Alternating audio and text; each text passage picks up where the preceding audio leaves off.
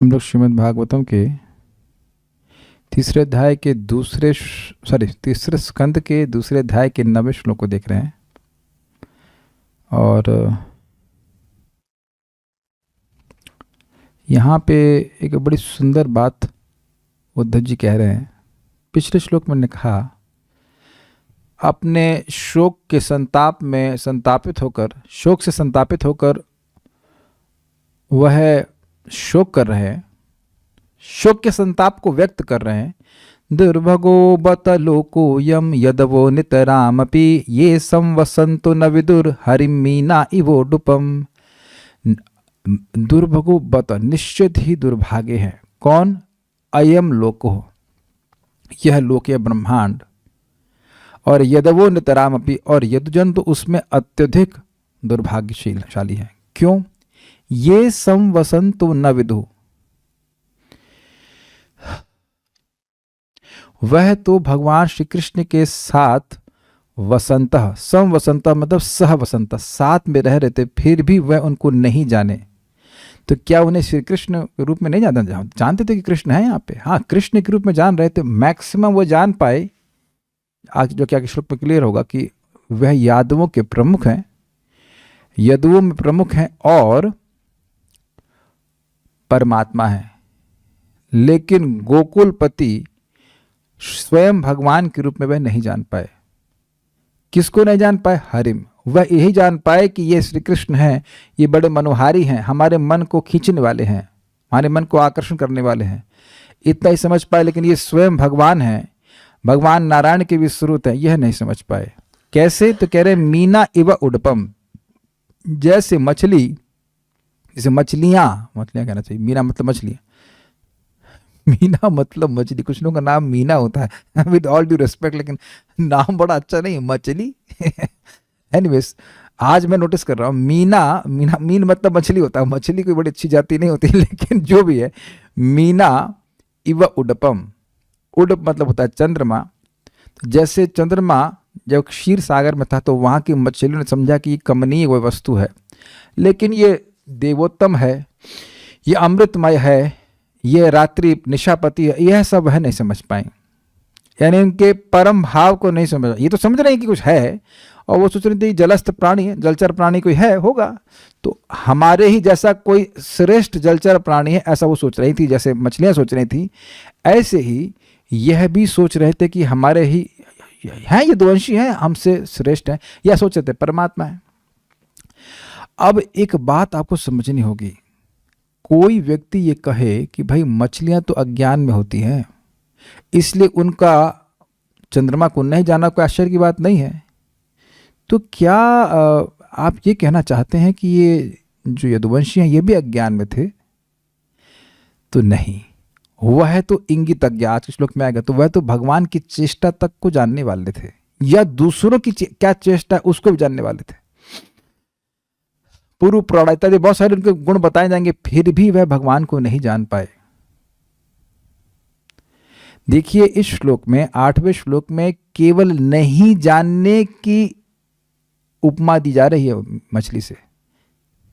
मछलियां टोटल अज्ञान में होती हैं, ऐसे यदुवंशी नहीं थे, भगवान के साथ रह रहे हैं, ऐसे अज्ञान में नहीं थे, बस नहीं जान पाने की उपमा दी जा रही है कि जैसे मछलियां चंद्रमा को नहीं जानती, ऐसे वे नहीं जान रहे थे। देखिए, समझने का प्रयास कीजिए। मैं एक आप लोगों से निवेदन करता हूं, या निवेदन नहीं, आप लोग समझ रहे, प्रयास है कि श्रीमद् भागवतम की सूक्ष्म अर्थों को समझने की एक लत लगा दीजिए कि इससे नीचे तो सुनने का मन ही ना करे। बहुत सूक्ष्म बातें, और जितना सूक्ष्म समझेंगे, प्रयास करेंगे, उतना मन और प्रसन्न हो जाएगा। मैं समझा पा रहा हूं? मछलियां जैसे समझ नहीं पा रही थी, तो उनकी नासमझी, समझने की अक्षमता की ही तुलना, उससे ही तुलना की जा रही है यदुवंशियों की अक्षमता पे। जैसे मछलियां समझ ही नहीं पा रही थी कि चंद्रमा मछली नहीं है, उनकी जैसी मछली नहीं है, उसी तरह से यदुवंशी समझ नहीं पा रहे थे कि भगवान कृष्ण केवल यदुवंशी मात्र नहीं है। प्लीज मैं हाथ जोड़कर प्रार्थना कर रहा हूं कि आप समझें इस बात को कि यहां वो मछली नहीं है। हर तरह से मछली से उपमा नहीं दी जा रही यदुवंशियों की। यदुवंशी बहुत बहुत सारे गुणों से युक्त हैं, वो मछली एकदम अज्ञान में होती है, इसलिए वो नहीं समझ पा रही है। लेकिन यहां भगवान की अद्भुत माया है, अद्भुत पराक्रम है कि इतने सारे गुणों से युक्त होते हुए भी यदुवंशी उनको नहीं समझ पा रहे थे। जैसे मछली चंद्रमा को नहीं समझ पा रही, जिस प्रकार से मछली नितांत रूप से भगवान चंद्रमा को समझने में असमर्थ है, उस प्रकार से वे असमर्थ थे। यद्यपि वे मछली की तरह ज्ञानी नहीं थे। तो यह तो केवल उनकी भाग्यहीनता ही थी। ज्ञानहीनता के कारण ऐसा दुर्भाग्य का निर्माण हुआ, ऐसा नहीं है। मैं समझा पा रहा हूं बात को? यदुओं के ज्ञान नहीं था, इसकी वजह से वो ज्ञानी थे, इस वजह से भगवान को नहीं समझ पाए, ऐसा नहीं था। उनका दुर्भाग्य ही था कि भगवान को ना समझ पाए। ठीक है, उम्मीद है कि आप समझ पा रहे होंगे, और नहीं भी समझ पा रहे हैं तो फिर से प्रयास भी करिए। शृण्वतः श्रद्धया नित्यम, तो ये तो सब लोग कर रहे हैं, श्रद्धा से नित्य सुन रहे हैं।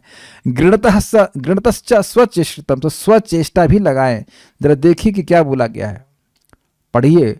उसके बाद देखिए, अब सभी वक्तों के पास मेरा टेलीग्राम का नंबर है, ओपन है कि इस श्लोक से संबंधित कोई प्रश्न है, बाद में भी आए तब भी आप पूछ सकते हैं।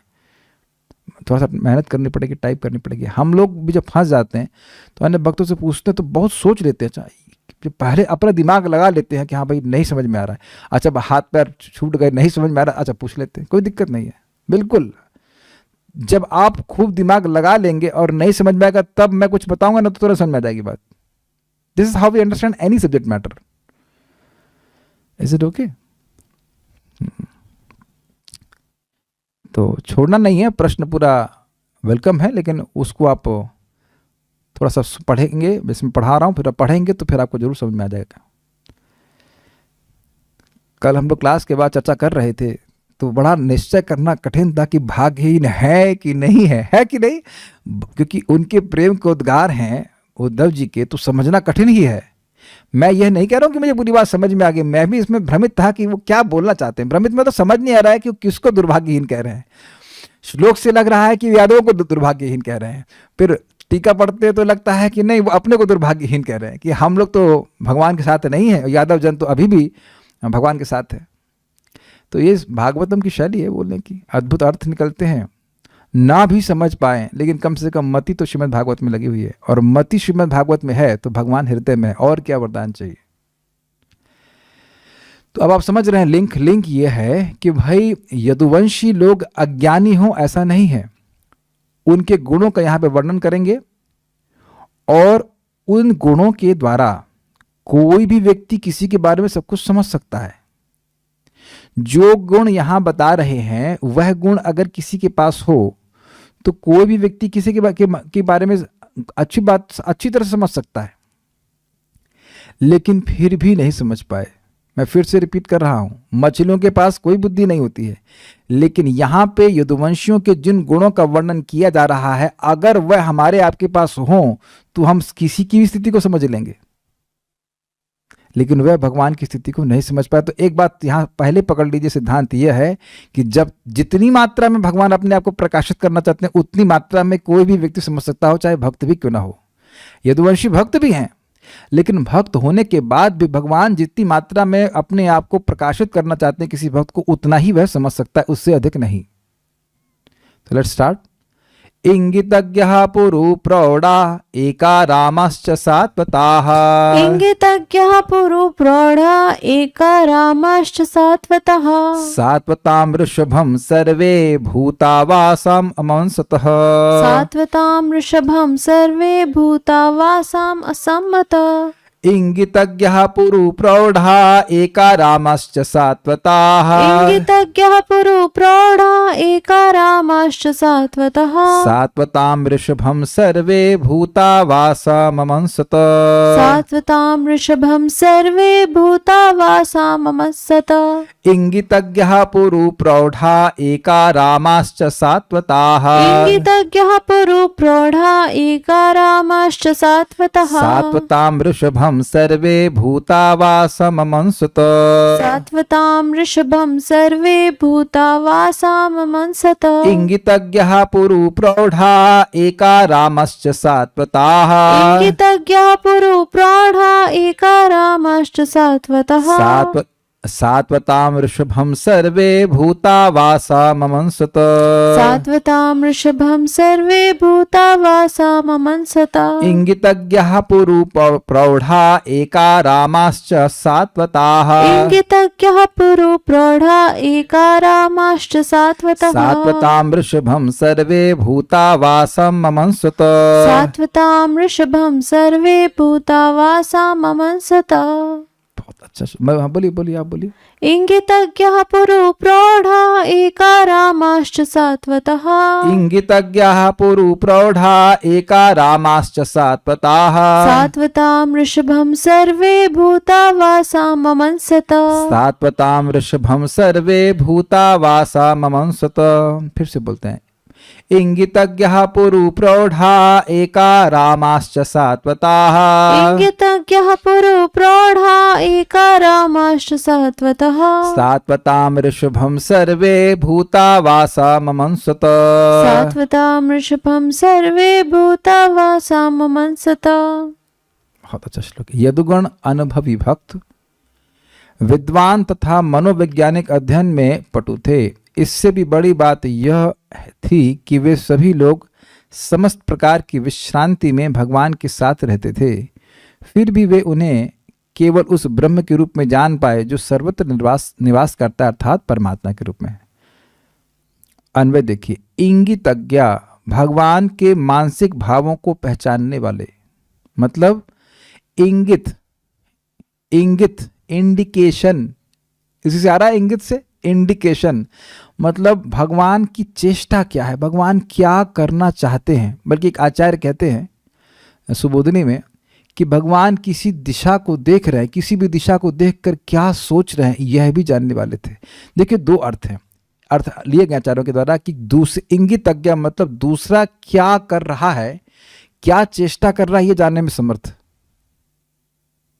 और दूसरा एक अर्थ यह भी है कि भगवान क्या सोच रहे हैं यह भी जानने में समर्थ, भगवान क्या चाहते हैं ये जानने में भी समर्थ।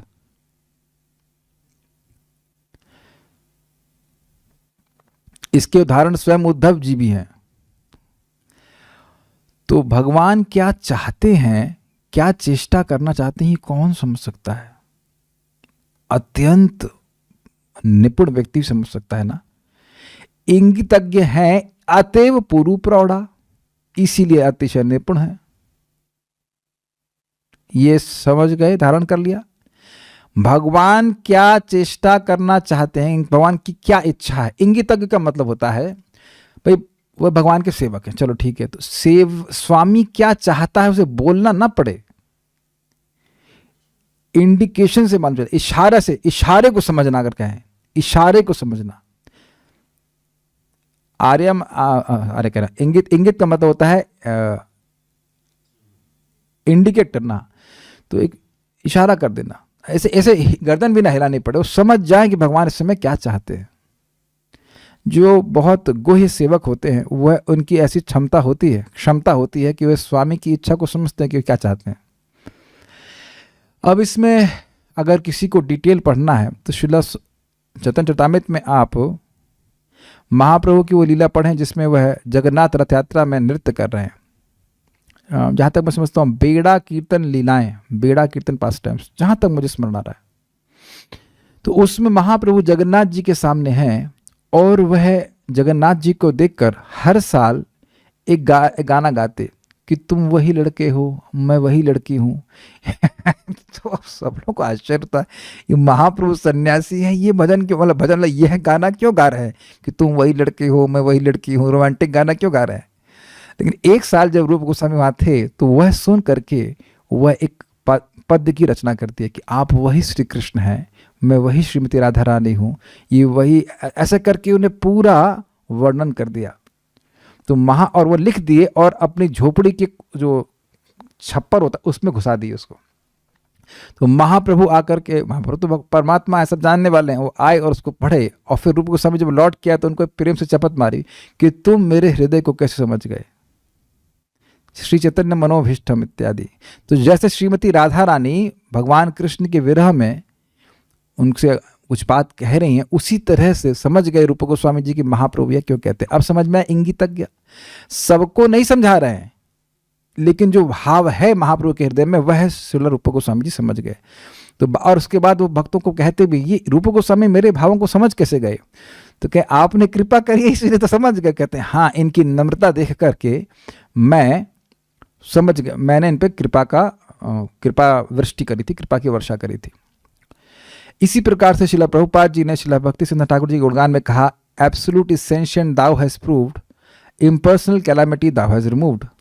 दाउ मतलब यू, परम सत्य एक व्यक्ति है, ये आपने प्रमाणित किया है, और इस प्रकार से निर्विशेषवाद का खंडन आपने किया। तो यह जब श्रील भक्ति सिद्धांत ठाकुर जी ने पढ़ा अपने गुणगान में, तो वह कि जो भी अभय लिखते हैं वह आप छापिए। मतलब वो समझ गए कि मेरे आशय को श्रील प्रभुपाद जी ने, अभय चरणारविंद प्रभुपाद, वह समझते हैं।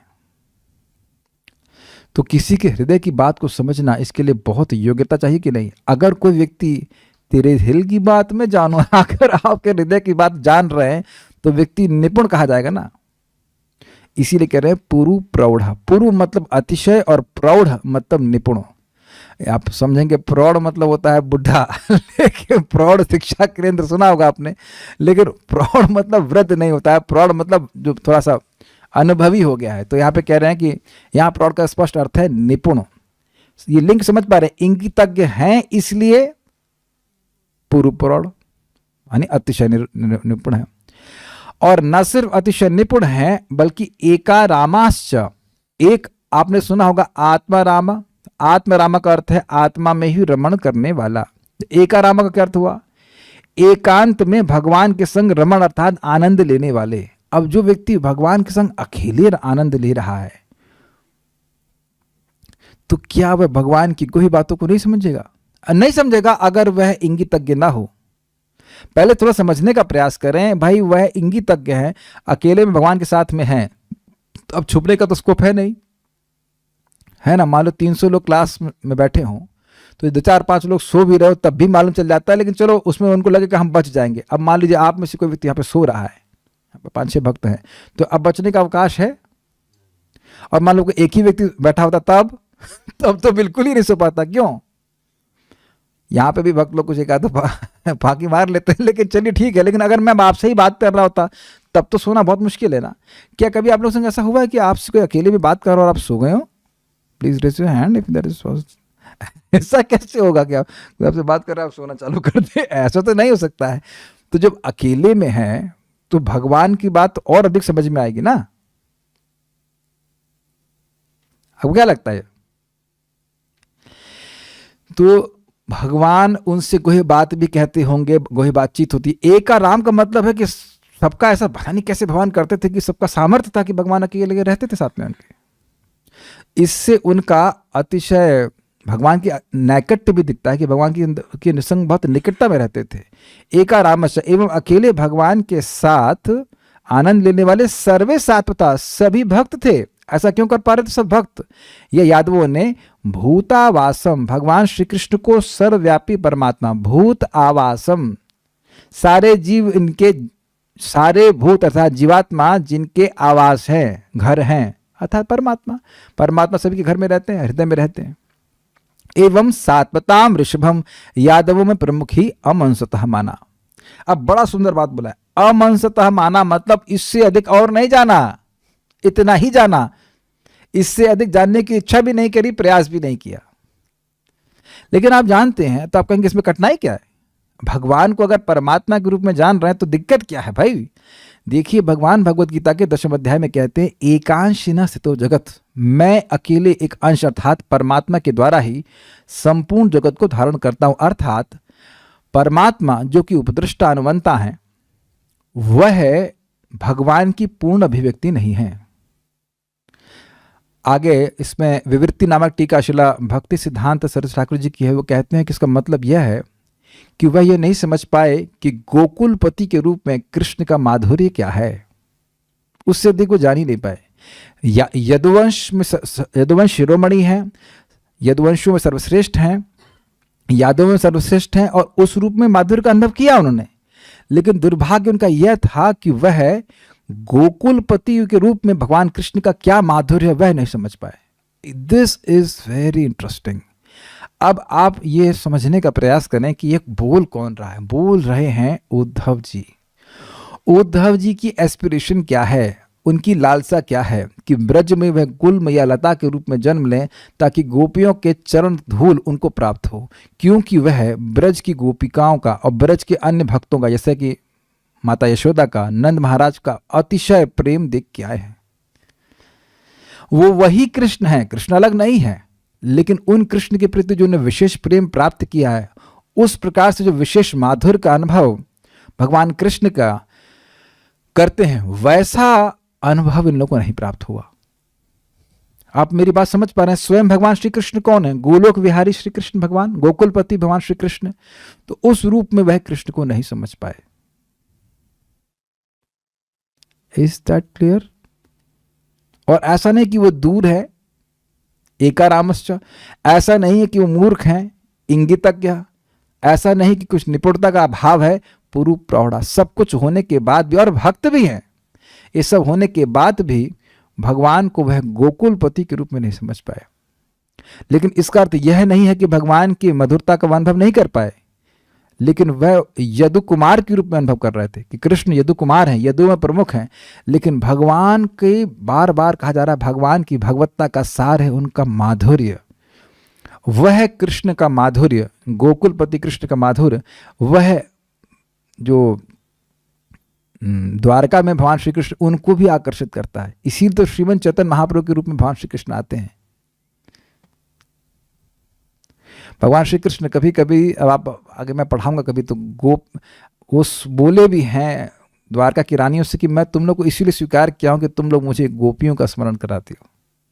बहुत सारी बातें हैं बृहद भागवतामृत में, बड़ा स्पष्ट रूप से वर्णन है कैसे भगवान ब्रज के प्रेम को स्मरण कर करके रोते थे, रोते हैं या रोते हैं, रोते थे ऐसे कह लीजिए द्वारका में।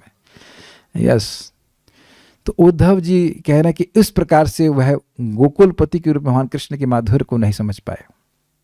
लेकिन इसका अर्थ यह नहीं है कि वह माधुर्य को समझ ही नहीं पाए। वो यदुवंश शिरोमणि के रूप में, यदु कुमार के रूप में भगवान की मधुरता को समझे, लेकिन उससे अधिक नहीं समझ पाए। स्वयं भगवान के रूप में भगवान कृष्ण को नहीं समझ पाए। अब आगे देखते हैं और समझ में आएंगी बातें।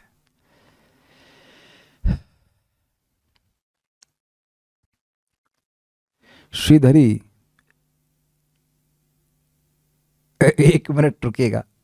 ये इंगितज्ञ पे बात समझिए। हम लोगों को तो कमेंट्री नहीं समझ में आ रही है। देखिए, मैं आप लोगों पे आक्षेप नहीं कर रहा हूं, मैं भी इन कमेंट्रीज को कितना समझ रहा हूं, वो तो जो लिखने वाले हैं मुझ पे हंसते होंगे। मैं तो समझ ही रहा हूं कि भाई हम सोच रहे हैं कि हम समझ में आ रहा है, लेकिन वाकई आचार्यगण क्या इंगित करना चाहते हैं वो तो अपने ही स्थिति से समझ वो बोल रहे हैं। हम लोग तो थोड़ा थोड़ा समझ रहे हैं, उसमें अच्छा लग रहा है कि हाँ भाई अच्छा, ये अभिमति हो सकती है कि हमें समझ में आ रहा है, आ ही रहा है, कुछ कुछ आ रहा है, कुछ कुछ नहीं आ रहा है। लेकिन जो आचार्यों ने लिखा है, किस स्तर से लिखा है, किस भाव से लिखा है, वो जिस स्थिति में लिखे हैं, वो तो जितने हम भगवान के आगे प्रगति करेंगे तो समझ में आएगा। आप लोग इस थोड़ा समझने का प्रयास कीजिए कि भगवान की कथा भी हम लोग पूरी तरह से नहीं समझ पा रहे हैं। प्लीज, मैं किसी पे आक्षेप नहीं कर रहा हूं, हम भी कहां पूरी बात समझ, हम कहां को सब बहुत सारी बात समझ में आ रही है। लेकिन अब ये लोग भगवान के साथ हैं, एकदम साथ में हैं, तो अब भी नहीं समझ पा रहे। तो फिर कहेंगे जो कुछ समझ ही नहीं पा रहा है तो समझने का प्रयास क्यों करें? नहीं नहीं नहीं, समझने का प्रयास यह करें कि जितना व्यक्ति भगवान के प्रेम में बढ़ा रहता है उतना भगवान उसको प्रकाशित करते हैं, और प्रेम जितना बढ़ा रहता है उतना वो और प्रकाशित करते हैं। ये खाली कहने का आशय है। यही है, जब हमारा और प्रेम बढ़ जाएगा तो हमें श्लोकों में भगवान दिखने लग जाएंगे। ये प्रभुपाद प्रथम स्कंद में कहते हैं, जिसका हृदय शुद्ध हो गया है यही भागवत के द्वारा, नाम उच्चारण के द्वारा, तो उसको भागवत के पृष्ठों में, पन्नों में भगवान कृष्ण का सुंदर चेहरा देखने लगता है। तो ये भी एक अद्भुत रियलाइजेशन है। तो मैं समझाने का एक प्रयास कर रहा हूं कि इंगितज्ञ होना कितना कठिन है। अरे सामान्यतः भी देखिए, कोई व्यक्ति आपको नया विषय समझा रहा हो, कोई भी व्यक्ति नया विषय समझा रहा हो, उसको समझना किसी के लिए कितना कठिन होता है कि नहीं? वो क्या इंगित करना चाहता है, क्या बोलना चाहता है, वो कठिन होता है। और भगवान क्या कहना चाहते हैं वह समझना, इसके बारे में तो स्वयं भीष्मदेव कह चुके हैं, मुह्यंती कवयोपि ही, भगवान क्या करना चाहते हैं यह तो कविजन भी इस संबंध में मोहित हो जाते हैं। देवता भी मोहित हो जाते हैं। क्या ब्रह्मा जी मोहित नहीं हुए? क्या इंद्र मोहित नहीं हुए? हो जाते हैं। ऐसे भगवान की लीला को जहां देवता भी नहीं समझ पाते, उनके लिए कह रहे इंगितज्ञ। जो भगवान करना चाहते हैं, बोल नहीं रहे, खाली करना चाहते हैं, वह भी समझ लेते, फिर भी वह नहीं समझ पाए कि भगवान स्वयं भगवान है। बहुत अद्भुत श्लोक है। अगर आप लोगों को समझने में कठिनाई हो रही तो हम आपके साथ में है। दिस इज वेरी टफ श्लोक। श्रीधरी, ये यदुवंशी भाग्यहीन होने के ही कारण श्री भगवान को नहीं जान सके, क्योंकि ऐसा नहीं था कि उन लोगों का ज्ञान नहीं था।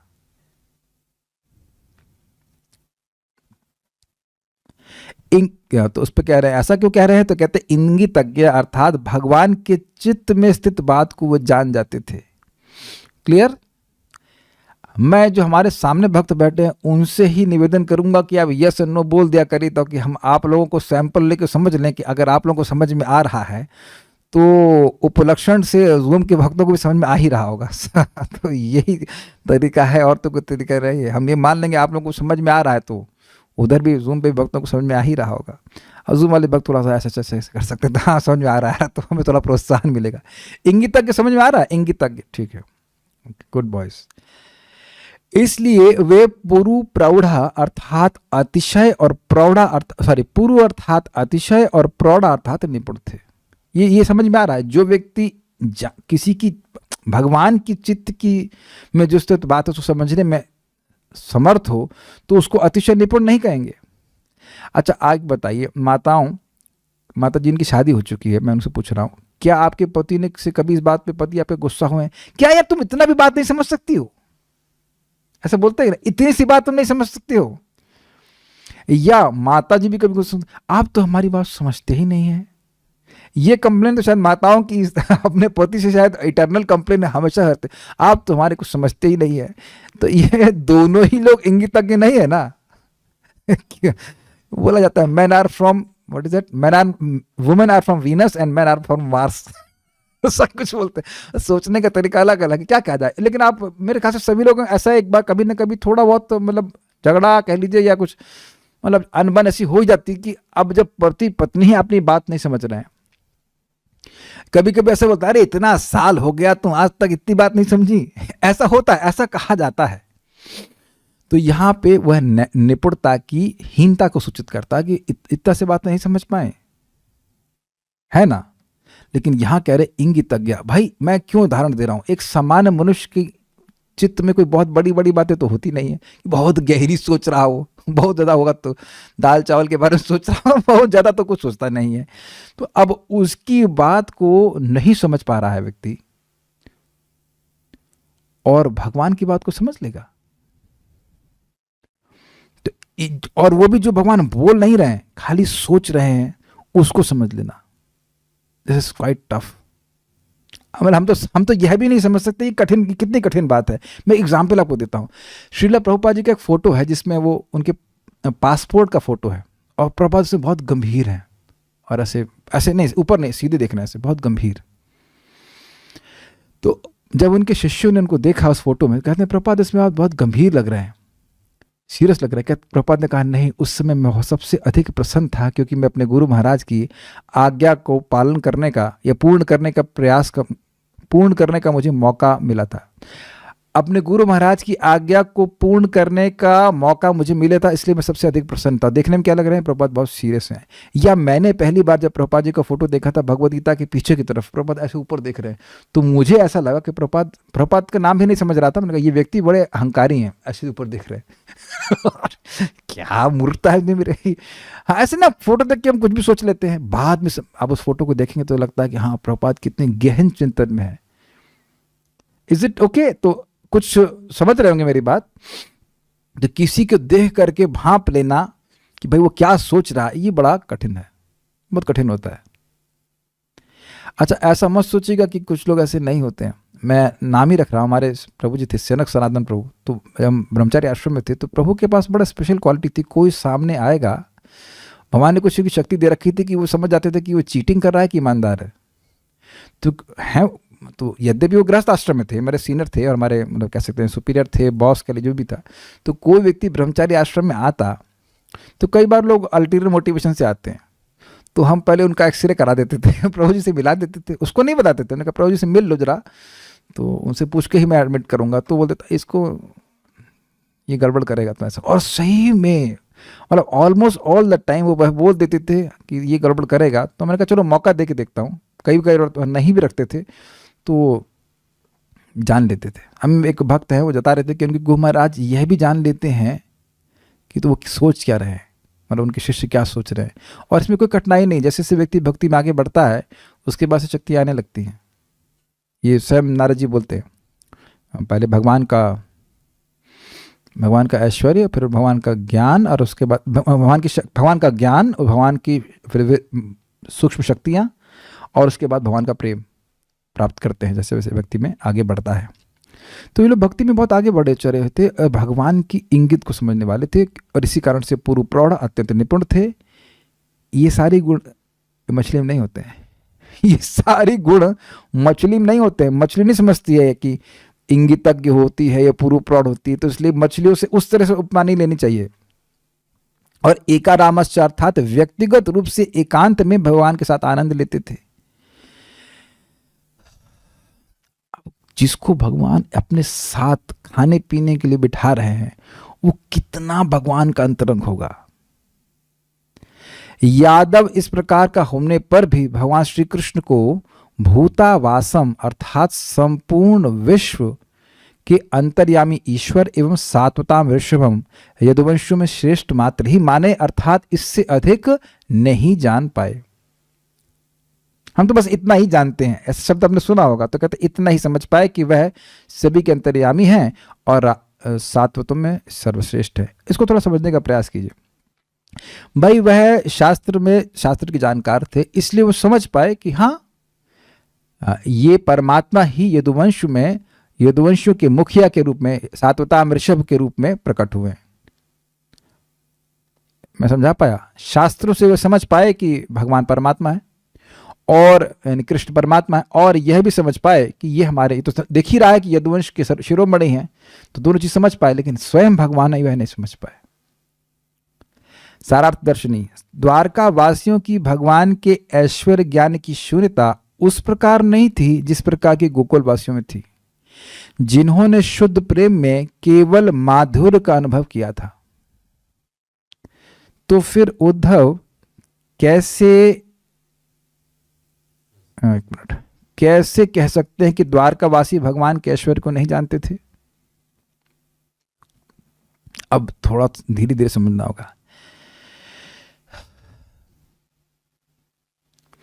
गोकुल में, ब्रज में लोग भगवान श्री कृष्ण को भगवान के रूप में नहीं जानते, लेकिन गोकुलपति के रूप में माधुर्य का आस्वादन करते हैं। स्वयं भगवान श्री कृष्ण जो गोलोक में विहार करने वाले हैं, गोकुल विहारी कृष्ण हैं, वह सभी भगवत स्वरूपों के उत्स हैं, स्रोत हैं। तो उन्हीं में उनकी आसक्ति है। किनकी आसक्ति? गोकुल वासियों की, राधा रानी की, माता यशोदा की, नंद बाबा की, उन्हीं में आसक्ति। किसमें? अनन्य सिद्ध सिद्ध रूप जिनका है कृष्ण, जो कि गोकुल में निवास करते हैं, गोकुल विहारी, मतलब ब्रज कृष्ण कह लीजिए, ब्रज के कृष्ण में। तो वो भगवान के, वो उधर नहीं जानते कि भगवान कैसे परमात्मा है, उस तरह से नहीं जानते हैं। तो वो बात तो समझ में आ रही है। लेकिन द्वारकावासी तो, एक मिनट, हाँ, तो फिर द्वारकावासी में ऐसी ऐश्वर्य ज्ञान की शून्यता तो नहीं है कि वो जाने ही नहीं कि भगवान अंतर्यामी नहीं है, सब जान रहे हैं। तो आप कैसे कह सकते हैं कि वो भगवान के ऐश्वर्य को नहीं जानते थे और केवल उनको यदुवंशी के रूप में जानते थे? पिछले श्लोक में आपने सुना ना कि वो दुर्भाग्य हैं, भगवान के साथ रह रहे हैं तो भगवान की भगवत्ता को नहीं समझ पा रहे हैं। तो आप ऐसे कैसे कह सकते हैं?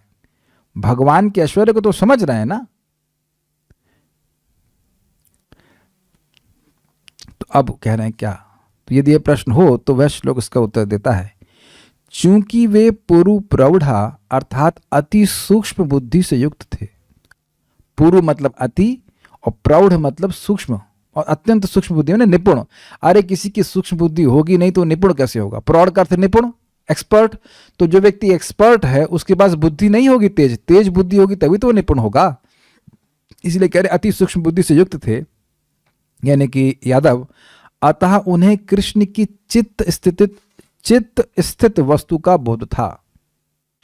बुद्धि बहुत तेज थी, इसलिए वो समझ गए कि भगवान के मन में क्या चल रहा है, अर्थात भगवान की इच्छा को जानते थे।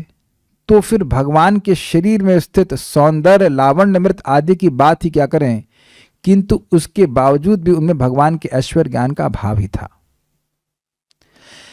बड़ी कॉम्प्लिकेटेड बातें हो रही हैं। भगवान के चित्त की बात को जान रहे हैं, तो भगवान का जो रूप उनको दिख रहा है वो कितना सुंदर लग रहा है, क्या उसका माधुर्य उसको नहीं समझ पा रहे। देखिए यहां कोई व्यक्ति पहली बार आए तो भी मेरा फॉर्म तो दिख रहा है ना उसको लेकिन मैं मन में क्या सोच रहा हूं या तो मैं बोलूंगा तो शायद वह भी ना समझ पाए। बोलते हैं कुछ भक्त, प्रभु जी 55% बात समझ में आ रही है, 50% समझ में आ रही है, हम बोल रहे हैं तब भी नहीं समझ में आ रहा ना। आप दुनिया में बहुत से लोगों को देखते हैं, कोई सुंदर व्यक्ति मान लो दिखा तो ये समझ में आ रहा है कि सुंदर है, लेकिन वो क्या सोच रहा है ये तो नहीं समझ में आ रहा। सुंदर सोच रहा है, बुरा सोच रहा है, क्या सोच रहा है वो तो नहीं समझ में आ रहा है। लेकिन जिसके आप विचार को भी आप समझ रहे हैं तो उसकी नाक कैसी है, उसकी आंख कैसी है, उसके कान कैसे, वो नहीं समझेंगे। ये बात समझ में आ रही है। तो यदुवंशी लोग तो बड़े ये कहमत लगा रहे हैं यहाँ पे कि वो है मतलब इंगितज्ञ हैं, जब वो उनकी भगवान की मन की बात को जानते हैं तो भगवान कितने सुंदर हैं वो नहीं जानेंगे। भाई एक बात समझ लीजिए, भौतिक बुद्धि से कोई भगवान की बात नहीं समझ सकता। भक्ति है, यादवों की भी महान भक्ति, इसलिए उनको सात्विक यहाँ पे कह रहे हैं, तभी भगवान के हृदय की बात वो समझ पा रहे हैं। Is it okay? क्योंकि भगवान उनको अलाउ कर रहे हैं, भगवान उनको ऐसा प्रकाशित कर रहे हैं, इतना समझ पाओ मैं कि क्या सोच रहा हूं, वो सामर्थ्य भी भगवान ही दे रहे हैं क्योंकि वो भगवान के भक्त हैं। तो भक्त हैं तो मन की बात समझ रहे हैं, तो क्या अब भगवान का जो सुंदर सौंदर्य है, रूप है, क्या उसको नहीं ग्रहण कर रहे, उसको भी ग्रहण कर रहे हैं, किंतु उसके बावजूद उनमें भगवान के ऐश्वर्य ज्ञान का भाव ही था। अब हम समझा दे रहे हैं कि बात क्या हो रही है, नहीं तो समझ में नहीं आएगा। देखिए भगवान का सबसे बड़ी भगवत्ता, सबसे बड़ा ऐश्वर्य है कि वह कैसे मधुर लीला कर रहे हैं गोकुल में। अब ये द्वारका वासी समझ ही नहीं सकते कि कृष्ण कितनी मस्ती करते हैं गोकुल में, क्योंकि द्वारका में भगवान बहुत सीरियस रहते हैं, राजकुमार की तरह रहते हैं। राजकुमार का एक प्रोटोकॉल होता है कैसे राजकुमारों को बर्ताव करना चाहिए। जैसे कि उग्रसेन की सभा में वो खड़े हो जाते हैं, मंत्री की तरह कार्य कर रहे हैं। भगवान राजा नहीं बने वहां पे, हैं यदुवंश शिरोमणि, लेकिन राज सिंहासन नहीं लिया, उग्रसेन को राजा बना दिया। हाँ आपकी क्या आज्ञा है राजा, आप हमको बताइए। कुछ समझ रहे हैं? जो चंचलता भगवान ने अब इधर गोकुल में प्रस्तुत करी, वह तो द्वारका में नहीं प्रस्तुत कर रहे ना। इसीलिए तो माता कुंती जो कि द्वारका की भक्त है, वह प्रथम स्कंद में आश्चर्य प्रस्तुत कर रहे हैं कि यद विभेति स्वयं भयम। मैं बहुत आश्चर्यचकित हूं कि भगवान श्री कृष्ण माता यशोदा की छड़ी से डर रहे हैं। जिन भगवान से स्वयं भय भी भयभीत होता है, वह माता यशोदा की छड़ी से भयभीत हो रहे हैं। और माता यशोदा यह विचार नहीं कर रही कि भगवान है, ये हमारी छड़ी से कैसे भयभीत हो रहा है, इत्यादि इत्यादि इत्यादि। तो जो भगवान का अद्भुत माधुर्य है वही भगवत्ता का सार है, और उस माधुर्य को केवल गोकुलवासी ही समझते हैं। वही सबसे बड़ा ऐश्वर्य है भगवान का। The greatest opulence of Krishna is his sweetness. मैं समझ जा पा रहा हूं। अब द्वारकावासी यह नहीं कर सकते हैं कि कृष्ण के कंधे पे चढ़ जाए। ऐसा कभी हुआ है कुछ? तो कृष्ण के कंधे पे चढ़ना या कृष्ण की झूठन, अर्जुन किस हद तक कह सकते हैं कि भगवान के गले पे अपना वो पांव रखे तो ठीक है, लेकिन इस प्रकार से तुम्ही कोनो बड़ो लोग तुम्ही आमी सम, इस प्रकार की भावना जैसे कि वहां पे होती है गोकुल में, ऐसा द्वारका में भी नहीं होता है। ऑल्दो द्वारका में भी बहुत आत्मीयता है, द्वारका में वैकुंठ की अपेक्षा बहुत अधिक आत्मीयता है, लेकिन उससे भी और अधिक आत्मीयता गोकुल में है, गोलोक में है।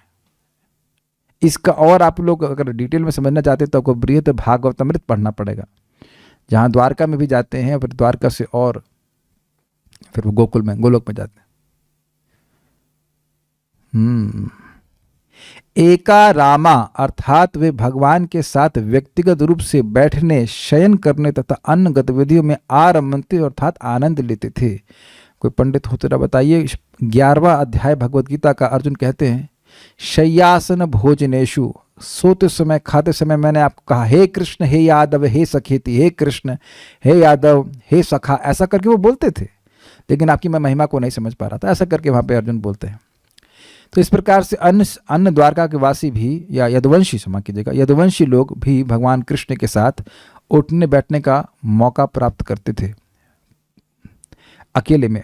वे कृष्ण को सात्वताम ऋषभम अर्थात उनके नित्य कुलपति तथा यादवोत्तम के रूप में, कुलपति मतलब कुल के स्वामी, यदुकुल के स्वामी, और यादवोत्तम मतलब सर्वश्रेष्ठ यादव के रूप में, एवं भूतावासम अर्थात सभी प्राणियों में स्थित परमात्मा के रूप में मानते थे। इस संबंध में श्रुति वाक्य इस प्रकार है, एको देवो सर्वभूतेनुगुह गुह, एक ही भगवान सभी प्राणियों के भीतर वास कर रहे हैं, श्वेताश्वतर उपनिषद। किंतु वे श्री कृष्ण को श्री नारायण की भी मूल एवं स्वयं भगवान के रूप में नहीं जानते थे। स्वयं भगवान कौन है? गोकुलपति श्री कृष्ण। जब उद्धव ने कहा कि वे भगवान को नहीं जानते तो इसका यही उपरोक्त तात्पर्य है। अतः इस संसार में यह समझ में आया क्या तात्पर्य है? तात्पर्य यह है कि वह भगवान श्री कृष्ण के जो गोकुल में मधुरता है, माधुर्य, उसको वह नहीं जानते थे। अगर जानते तो उस प्रकार का प्रेम प्राप्त करने का एस्पिरेशन भी होता। इसीलिए तो उद्धव जी को भगवान भेजे थे। उद्धव जी सोच रहे थे कि अपने ज्ञान के द्वारा वह गोपियों को सांत्वना दे देंगे, लेकिन वह उनका प्रेम देख करके चकित हो गए। वो तो हम लोग और डिटेल में दशम स्कंद में पढ़ेंगे ही। परम पूज्य वृंदावन चंद्र महाराज भी काफी डिटेल में समझाएं उद्धव जी, उद्धव संदेश इत्यादि करके श्लोक है ना, उनका सीरीज आप चाहें तो सुन सकते हैं, बहुत डिटेल में है। इसके लिए पूरा वहां पर जब पहुंचेंगे तभी पहुंचेंगे, अभी तो हम लोग कुछ नहीं समझ सकते हैं, लेकिन इतनी बात समझ ले कि वह गोपियों को प्रेम देख करके और नंद महाराज और माता यशोदा का प्रेम देख करके आश्चर्यचकित हो गए, आश्चर्यचकित हो गए।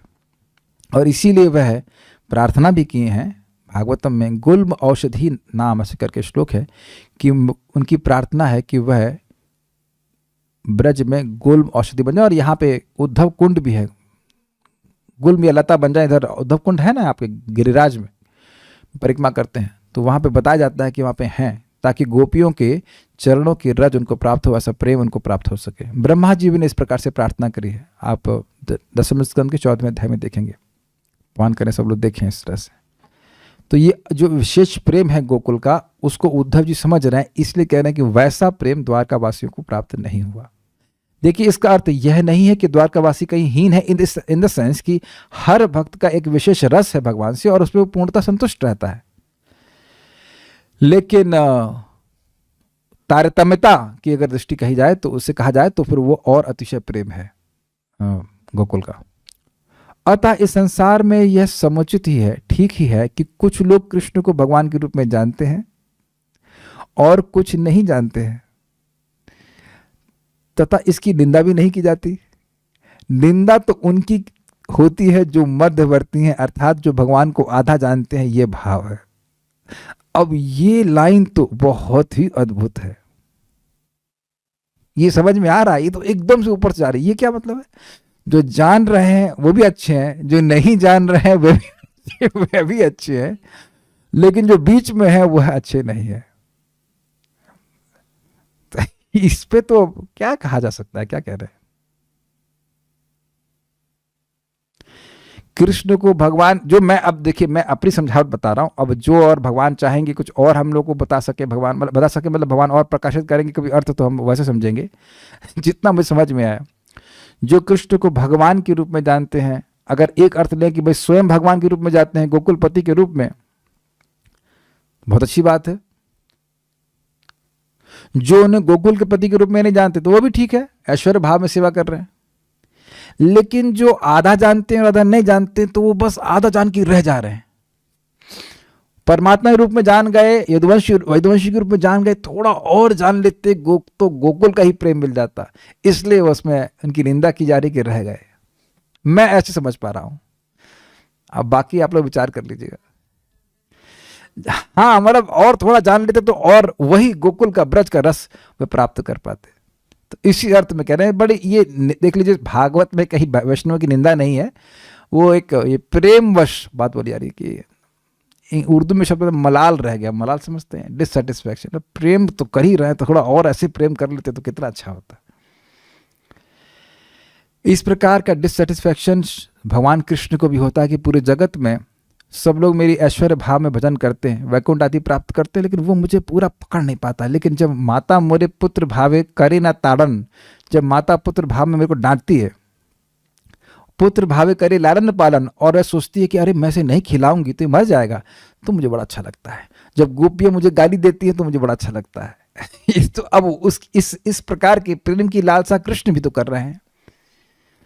तो ये सारी बातें हैं। तो उस दृष्टि से कहा जा रहा है कि जो पूर्ण नहीं जानते तो वह भी जो बीच में है वो है, उनकी निंदा हो रही है। तो किस तरह से निंदा हो रही, जो मैं समझ पा रहा हूँ उतना मैं समझा पा रहा हूँ, बाकी आप देखिएगा, नोट देखिए। ऐश्वर्य ज्ञान मिश्रित भक्त, भक्ति के कारण भगवान श्री कृष्ण की गोकुलपति के रूप में माधुर्य की स्फूर्ति उनको नहीं हुई, यह भाव है।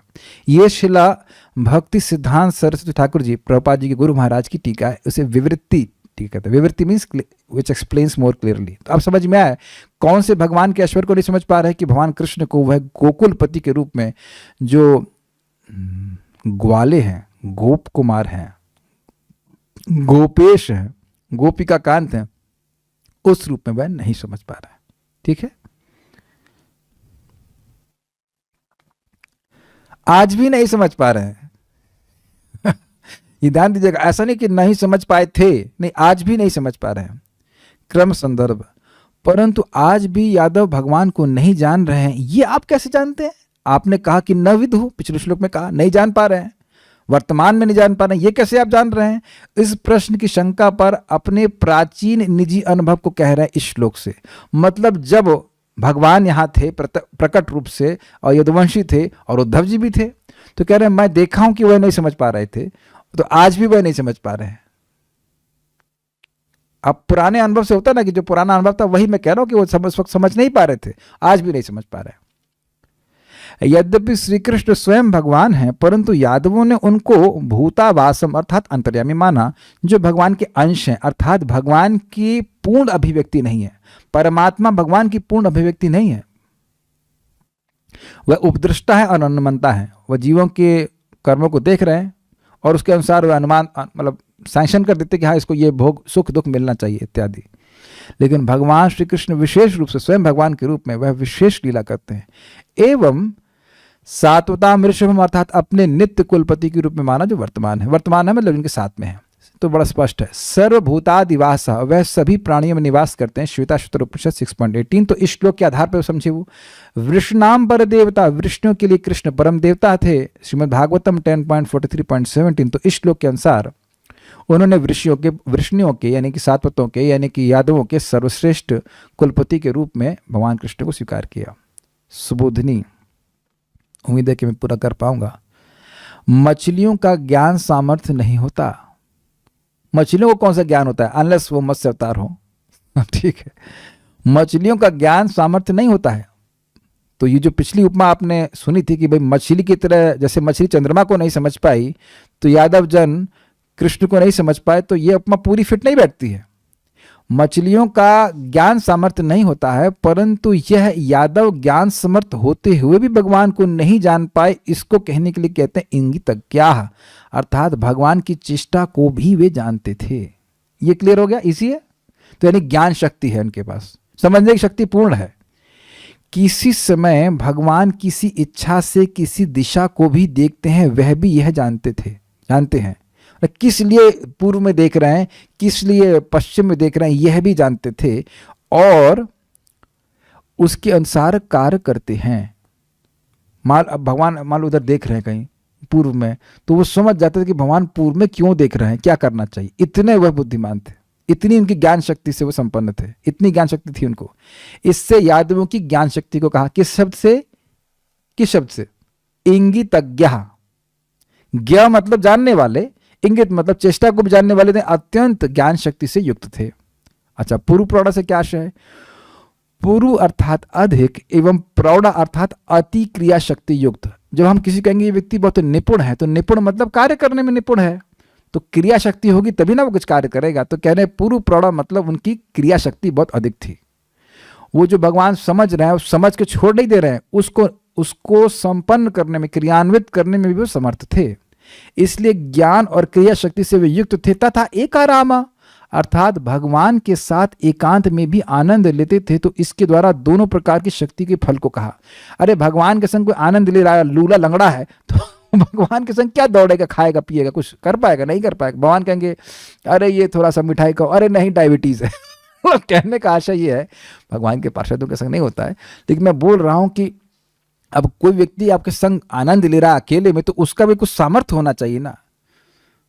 वो पोलियो से ग्रसित तो नहीं होना चाहिए, तो उनके पास, और वो समझ ही ना पाए आपकी बात। कभी आप लोगों के संग ऐसा हुआ है कि अब आप कुछ कहना चाहते हैं और सामने वाला समझ ही नहीं रहा है, तो उससे कितनी देर कन्वर्सेशन होगा? हमसे कई बार लोग अभी एक वक्त पूछ रहे थे क्लास के पहले, क्या चल रहा है, कैसा चल रहा है?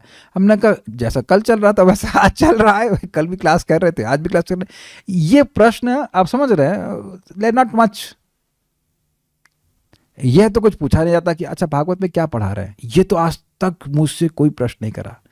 जो रेगुलरली आते हो कभी पूछ, तो खैर जानेंगे कि क्या पढ़ रहा है, लेकिन जो नए एकदम से मिलते कभी नहीं पूछता अच्छा भागवत में क्या पढ़ रहे हैं, कुछ आपने पढ़ा विशेष, कुछ नई बात पढ़ी? तो बहुत रेयर बात है, ऐसा कोई प्रश्न करते नहीं है, भक्त भी नहीं करते प्राय। तो ये एक बड़ी कठिनाई होती है। और मैं समझता हूँ भक्त लोग इसको समझते होंगे कि आपके जो भौतिकतावादी लोग हैं, जो विस्तार है, वो आपकी बात समझ ही नहीं पाते, समझ ही नहीं पाते। तो जब समझ ही नहीं पाएंगे तो आप उनसे बात क्या करेंगे, और वो भी अकेले में क्या बात करेंगे? I hope you are getting the point. भाई जैसे हमें यहाँ भक्त लोग दिख रहे हैं, बहुत से भक्त लोगों को रोज आते हुए दिखते हैं, तो इतना तो मुझे विश्वास है कि उन्हें मेरी बात समझ में आती है। नहीं तो अगर बात बिल्कुल ना समझ में आए तो रोज तो नहीं आ सकते कि नहीं, आज भी समझ में नहीं आई, कल भी समझ में नहीं आई, परसों भी समझ में नहीं आई, कभी समझ में नहीं आई, तो कुछ भी नहीं समझ में आएगा। तो मैं क्या इंगित करना चाहता हूं, तो इतने तो ज्ञान हो गए ना आप लोग कि भाई हम क्या कहना चाहते हैं, तो आप लोग समझ में आ रहा है। तो अब मैं कुछ बोलता हूं, आप लोग कभी मुस्कुराते हो, तो उसका मतलब कुछ समझ में आ रहा है कि मैं क्या कह रहा हूं, है कि नहीं? पूरी बात ना समझ में आती है, कुछ तो बात समझ में आती है ना। तो ऐसे व्यक्ति के संग आपको बात करने में अच्छा लगेगा ना। तो भगवान के संग एक रामा का कारण क्या है, एक साथ वो आनंद क्यों लेते थे? क्योंकि वो जानते थे कि भगवान क्या चाहते हैं और उसके अनुसार वो क्रिया करने में निपुण भी थे। Is it? कुछ लिंक कर पा रहे हैं इस बात? बहुत अच्छा हमको टीका लगी थी। सात्वतः था वैष्णव, ऐसा नहीं है कि वह भक्त है। ये सारे गुण क्यों थे? क्योंकि महान भक्त हैं, भक्त हैं। या ये नहीं कहा जा रहा कि यादव जी भक्त नहीं है, यादव जी नहीं, सॉरी यादव, क्षमा कीजिएगा, यादव जी तो ऐसा लगेगा किसी व्यक्ति की बात कर रहे हैं। यादव जी तो मुख से निकल गया। यादव के सारे भगवान के भक्त हैं। ये मत सोच लीजिएगा कि भक्त नहीं है, लेकिन भक्ति की भी तारतम्यता के कारण भगवान वैसा वैसा प्रकाशित करते हैं अपने आप को। जितनी भक्ति आगे बढ़ी रहती है उतना भगवान प्रकाशित करते हैं। देखिए इस बात को थोड़ा समझिए। हम लोग प्रथम स्कंद में सुन चुके, अर्जुन भगवान के महान भक्त हैं, महान प्रेमी हैं, तो भगवान ने उनको बाण चलाने की शक्ति दी अपनी। ये तो शक्ति भगवान की है, लेकिन वहां बताया गया कि गोपियां और अधिक प्रेम से युक्त हैं, तो भगवान ने अपनी सारी शक्तियां दी, नाचने की, गाने की, सब कुछ शक्तियां भगवान ने दी। जिसका जितना भगवान से प्रेम बढ़ा रहेगा, भगवान उतने ही दिव्य गुण अपने उस भक्त को दे देते हैं। इस प्रकार लौकिक प्रकार से ज्ञान एवं क्रिया शक्ति से युक्त एवं भक्ति से युक्त होते हुए भी वे भगवान को नहीं जान सके, इसको कहने के लिए कहते हैं सात्वताम ऋषभम। यह सब गुण होते हुए भी वह यही समझ पाए कि भगवान सात्वत में सर्वश्रेष्ठ है। सात्वत अर्थात समस्त वैष्णवों के ऋषभम अर्थात स्वामी, हमारे सामने हम सभी भक्तों के स्वामी हैं, वे समझ पाए। एवं मुक्तों के भी काम पूरक, जो मुक्त पुरुष हैं उनकी भी इच्छाएं, मुक्त पुरुष की कोई इच्छा होती नहीं है, लेकिन उसकी भी इच्छा होती है कि मोक्ष प्राप्त हो, तो उसकी भी इच्छा को पूर्ण करने वाले कृष्ण हैं। लेकिन फिर भी गोकुलपति भगवान कृष्ण के रूप में वह उनको नहीं समझ पाए। भूतावास अर्थात पांच भौतिक देह में स्थित परमात्मा, अमंसत अर्थात यही जानते थे। इससे यह कहा गया कि वे भगवान श्री कृष्ण को स्वयं भगवान के रूप में जानने का यत्न भी नहीं करते थे। स्पेलिंग मिस्टेक करते थे। They never try to understand how glorious Krishna is in Gokul. अब कुछ क्लियर हो रहा है। भगवान के माधुर्य को जानते थे वे यदु कुमार के रूप में, लेकिन भगवान गोकुल कुमार, गोकुलपति के रूप में कैसे मधुर हैं, कैसे वह वेणु बजाते हैं। अब क्लियर समझिए, क्या भगवान की वेणु माधुरी है वह नहीं समझ रहे हैं, कैसे वेणु बजा रहे हैं वह नहीं समझ रहे हैं, कैसे अपने वो बाल लीला कर रहे हैं वह नहीं समझ रहे हैं। द्वारका में भगवान बाल लीला नहीं करते। 11 साल के बाद वापस मथुरा, भन मथुरा से द्वारका, तो है ना। एक बार जो मैं सुना हूं, भगवान श्री कृष्ण को कहा माता देवकी ने कि मैं आपकी वो बाल लीला देखना चाहती हूं। मैं पढ़ा था कहीं, अब एकदम से रेफरेंस याद नहीं आ रहा। तो भगवान कृष्ण कहे कि देखो, अब वो जो बाल रूप है वो इतना मतलब नॉटी था, उसको आप मैनेज नहीं कर पाएंगी, वो केवल माता यशोदा ही कर सकती है। तो वो कह रहे नहीं नहीं, फिर भी दिखाई। तो वह जब देखने लगे भगवान ऐसे दिखाए रूप, तो वो कहती नहीं, इसको मैनेज करना तो बहुत कठिन है। Krishna is so naughty.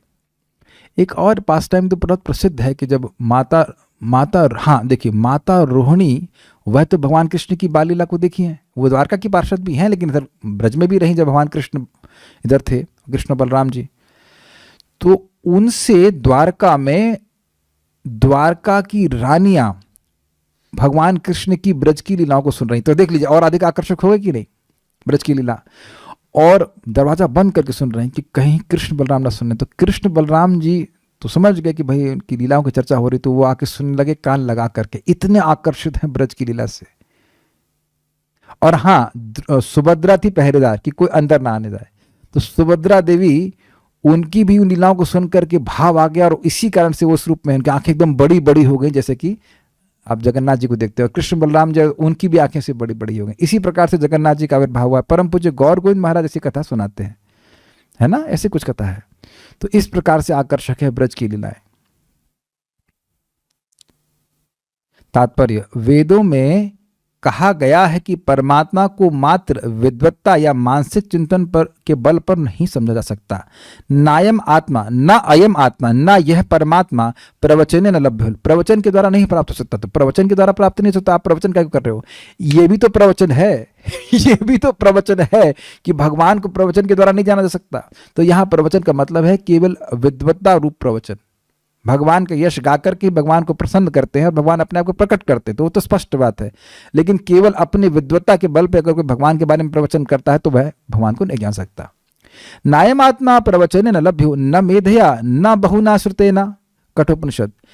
वे केवल उसके द्वारा गेय हैं जिससे भगवत कृपा प्राप्त होती है। थोड़ा समझ लीजिए, अब समय हमारे पास यहाँ पे कम है, लेकिन समझाने का प्रयास कर रहा हूं। ऐसा लग रहा है कि बोलने, श्रवण और कीर्तन से भगवान नहीं मिलते, लेकिन ऐसा नहीं बोला जा रहा है। श्रवण कीर्तन के द्वारा ही भगवान की कृपा प्राप्त होती है। लेकिन आप दो समझ सकते हैं। आप यह नहीं कह सकते मैं इतना सुना हूं, इतना बोला हूं, तो भगवान मेरे सामने आप बाध्य हो गए प्रकट होने के लिए। नहीं, हम भगवान का श्रवण कीर्तन कर रहे हैं भगवान की कृपा को प्राप्त करने के लिए, भगवान का प्रेम प्राप्त करने के लिए, तब भगवान प्राप्त होते हैं। भगवान से जबरदस्ती नहीं कर सकते। दूसरी बात क्या है कि अपने मन गणत तरीके से बाद में प्रवचन कर रहा है तो भगवान नहीं प्रकट होने वाले। कोई कहे निराकार है, निराकार है, तो भगवान कह रहे हाँ तुम सही कह रहे हो, निराकार है, मैं निराकार ही रहूंगा तेरे लिए हमेशा, फिनिश। मैं कभी अपना आकार तुम्हारे सामने प्रस्तुत नहीं करने वाला। लेकिन हम सुनते हैं जो लोग भगवान के बारे में श्रवण कीर्तन करते हैं, शृण्वन्ति गायन्ति गृह्णन्ति भीष्णशः स्मरन्ति नन्दन्ति तवे हितं जना तैव पश्यन्ति अचिरेण तावकं भव प्रवाहो परमं पदाम्बुजम्। जो भगवान के बारे में श्रवण कीर्तन करते हैं, स्मरण करते हैं, आनंदित होते हैं, तो उन्हीं के सामने भगवान बहुत जल्दी प्रकट होते हैं। लेकिन पॉइंट समझ लेना चाहिए कि इस श्रवण कीर्तन में उद्देश्य होना चाहिए भगवान को प्रसन्न करना। सारे यादव असाधारण विद्वान एवं अनुभवी थे, किंतु भगवान को हर एक के हृदय में वास करने वाले के रूप में जानते हुए भी वे यह नहीं समझ पाए कि वे आदि भगवान। आदि भगवान कौन है बताइए, माइक पे बताइए, आदि भगवान कौन है? हु इज आदि भगवान, ओरिजिनल गॉड?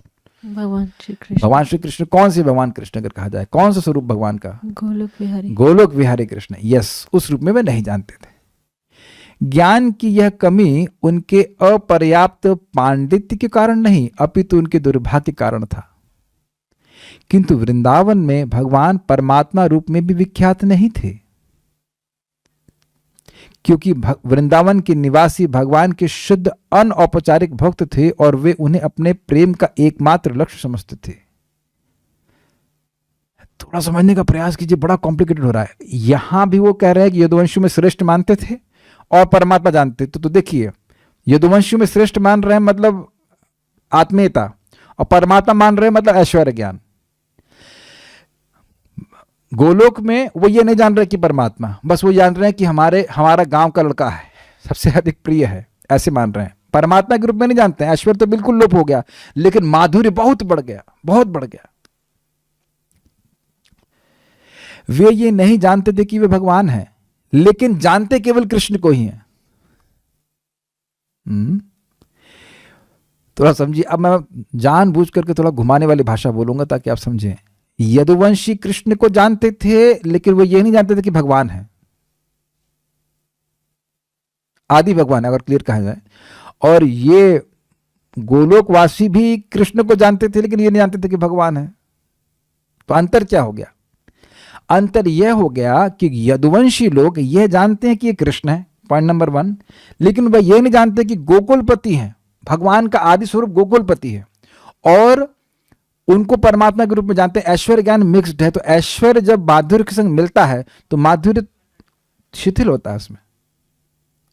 जैसे ऐश्वर्य ज्ञान आता प्रकट हो जाएगा तो माधुर्य की शिथिलता हो जाती है। जैसे कि माता देवी की का जो सहज वात्सल्य था भगवान कृष्ण के प्रति, वो संकुचित हो रहा था जब भगवान ने कंस को मार दिया, हाथों से ही मारा, लेकिन वो संकुचित होगा, ये तो भगवान है, कंस को कैसे कोई मार सकता है अगर भगवान ना हो तो। भगवान देवकी और वसुदेव के सामने चतुर्भुज रूप में आए, माता यशोदा के सामने नहीं आए, कभी चतुर्भुज रूप प्रस्तुत नहीं किया, बल्कि अगर बोलते भी तो कहती क्या हो गया हमारे बच्चे को, क्या कभी किए नहीं भगवान, लेकिन ब्रह्मांड दिखाने पर भी वही सोचने अरे हमारे लड़का क्या हो गया, लगता है कोई भूत पकड़ गया। तो आप समझ रहे ना मेरी बात? ऐश्वर्य ज्ञान का मिश्रण ही नहीं है गोलोक वासियों में। किंतु यदुगण अथवा द्वारकापुर के निवासी कृष्ण को वासुदेव के रूप में या सर्वत्र निवास करने वाले परमात्मा के रूप में जानते थे। ऐश्वर्य ज्ञान था, परंतु परमेश्वर के रूप में नहीं जानते थे। परमेश्वर कौन है? ईश्वर परम कृष्णा सच्चिदानंद विग्रह अनादिर आदिर गोविंद सर्व कारण कारण। गोविंद जो गोपियों की इंद्रियों को रमाने वाले हैं, इस तरह से गोविंद का अर्थ है, उस तरह से नहीं जानते थे। वेदों के विद्वान होने के नाते वे वेदों के स्रोतों एको देवः सर्वभूतादिवासः अंतर्यामी इत्यादि तथा विष्णुनाम परदेवता की पुष्टि करते थे। मतलब है शास्त्र के अनुसार समझ रहे हैं कि परमात्मा है, लेकिन अब ये शास्त्र वास्त्र माता यशोदा नहीं पढ़ी, उनको ऐसा पढ़ने की कोई जरूरत नहीं है। इसलिए यदुओं ने भगवान कृष्ण को परमात्मा के रूप में स्वीकार किया, जिन्होंने उनके परिवार में अवतार लिया था, इससे अधिक और कुछ नहीं। उनके गोकुल के ऐश्वर्य, जो उनका ऐश्वर्य में से मतलब जो उनका माधुर्य था, उसकी एक्सेस द्वारका वासियों को नहीं थी। इस बात को मैं एक और बात से समझाने का प्रयास करूंगा। एक भक्त थे गोप कुमार, वह हैं ब्रज के पार्षद, और पहले पहुंचे वैकुंठ। तो जब वैकुंठ भगवान को देखे तो दौड़ करके बोल गए हे मदन गोपाल, हे मदन गोपाल, उनको मित्र मानकर उनका आलिंगन करने लगे। तो वैकुंठ के वासियों की आंखें गोल हो गईं, ये क्या कर रहे हो? अरे भगवान से ऐसे तो ना करना किया जाता है। तो समझ गए। तो वह लोग अब गोकुल का क्या भाव है उसके प्रति अनभिज्ञ हैं। वो इतना ही जानते हैं कि हमारे वैकुंठ के स्वामी, वही वैकुंठ के स्वामी कृष्ण है, अलग नहीं है वो, लेकिन उनके प्रति भाव क्या है कि नहीं, ये तो मतलब भगवान है।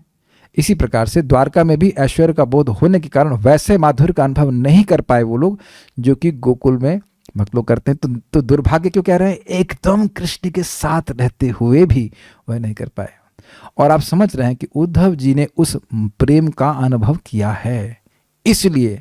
अच्छा, एक बात मैं बोल दे रहा हूं, जैसे मान लीजिए कोई, अब बहुत ही लौकिक एग्जाम्पल दे रहा हूं कि मान लीजिए कोई आपने मिठाई खाई तो उस तक पहुंच गया, लेकिन वही वस्तु कोई और अत्यंत उत्कृष्ट खा के आया हो, वही रसगुल्ला कोई खाएगा, अरे यार तुम लोग खाए ही नहीं रसगुल्ला, तो कहने खा तो रहे रसगुल्ला, अरे तुम लोग जानते ही नहीं कि असली रसगुल्ला क्या है। क्या कभी आप लोगों के संग ऐसा हुआ है? तो जो असली चीज खा के आया है वो कहेगा तुम लोग, असली से मतलब बहुत उत्कृष्ट चीज खा के आया है, तो कहेगा तुम लोग खा रहे हो, मिला है तुमको, लेकिन वो चीज नहीं मिली, वो बात नहीं आई।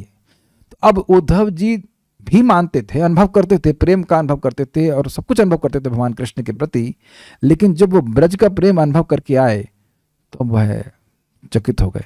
तो अब वो कह रहे हैं कि जो ब्रज का प्रेम भक्तों का है, वैसा प्रेम ये लोग कृष्ण के संग रहते हुए भी उसके बारे में जानने की इच्छा भी नहीं की, इसलिए दुर्भाग्यहीन है, दुर्भाग्यशाली है।